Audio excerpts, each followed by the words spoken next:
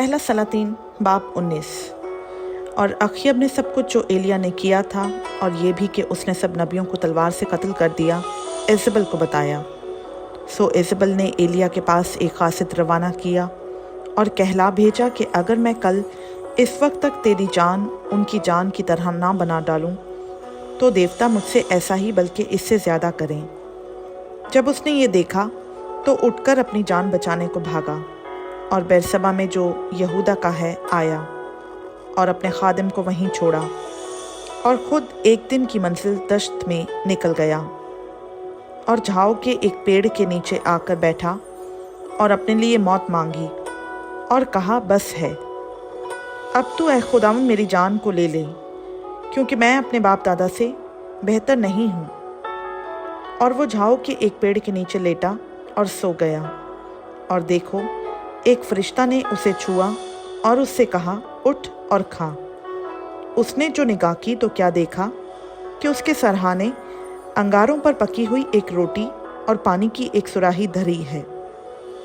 सो वो खा पीकर फिर लेट गया और खुदावंद का फरिश्ता दोबारा फिर आया और उसे छुआ और कहा, उठ और खा, कि ये सफ़र तेरे लिए बहुत बड़ा है। सो उसने उठकर खाया पिया और उस खाने की क़ुव्वत से 40 दिन और 40 रात चलकर खुदा के पहाड़ हूरब तक गया और वहाँ एक गार में जाकर टिक गया। और देखो, खुदावंद का ये कलाम उस पर नाजिल हुआ कि ए एलिया, तू यहाँ क्या करता है? उसने कहा, खुदावंद लश्करों के खुदा के लिए मुझे बड़ी गैरत आई, क्योंकि बनी इसराइल ने तेरे अहद को तर्क किया और तेरे मस्मों को ढा दिया और तेरे नबियों को तलवार से कत्ल किया और एक मैं ही अकेला बचा हूँ।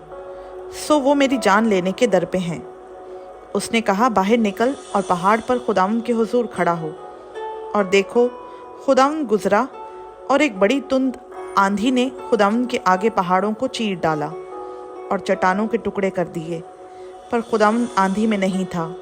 और आंधी के बाद जलजला आया, पर खुदावंद जलजला में नहीं था। और जलजला के बाद आग आई, पर खुदावंद आग में भी नहीं था। और आग के बाद एक दबी हुई हल्की आवाज़ आई। उसको सुनकर एलिया ने अपना मुंह अपनी चादर से लपेट लिया और बाहर निकलकर उस गार के मुंह पर खड़ा हुआ। और देखो, उसे ये आवाज़ आई कि ए एलिया, तू यहाँ क्या करता है?